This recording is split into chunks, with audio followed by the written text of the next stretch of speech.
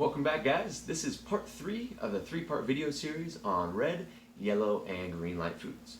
Make sure you guys have already checked out the Kitchen Makeover Challenge video, the red light foods video, and the green light foods video before you come in and watch this one. So, last on the list, we have yellow light foods. I left this one for last because it kind of walks the path between red light foods and green light foods. It can kind of go towards either one. So here's the skinny on yellow light foods. The first criteria for a yellow light food is any food that on its own would constitute a red light food, but in actuality helps you eat more green light foods. So this is going to be a bit confusing, but let me explain. Take for instance salad dressing. On its own, ranch dressing is probably a red light food. It fits almost all of the criteria. But if having ranch dressing in the household helps you to eat more salads or helps you to eat more carrots and more veggies, simply because without it you wouldn't eat them, then that will constitute a yellow light food. It's something that helps you eat more green light foods even though it might not be the best option available. Okay? So that's the first criteria. Anything that helps you eat more green light foods even though it might not be the best option at the time. Alright, so the other criteria for yellow light foods are foods that you can approach with caution.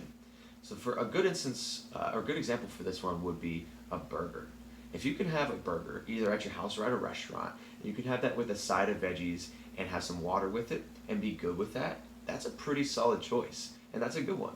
However, if when you have a burger you have to have onion rings, french fries, and a beer, that's a red light food. You're not approaching that with caution. You're approaching that with a binge eating attitude, right?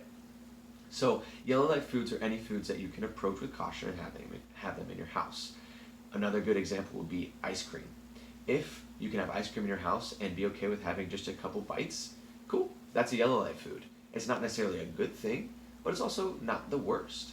But if you have it in your house and you're going to eat the whole carton because it's there, that's a red light food. Okay, so those are the two main criteria. Either a food that you have to approach with caution but you're okay with that, or a food that helps you eat more green light foods.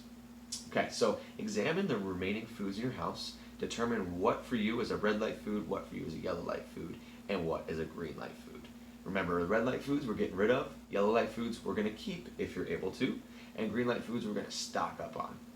Okay, so if you have any questions, guys, leave a comment below and I will try to answer those, but more likely, that was my cat. More likely, we'll answer them during the Facebook Live Q&A on Saturday, June 2nd at 5 o'clock. All right, let's do this, guys.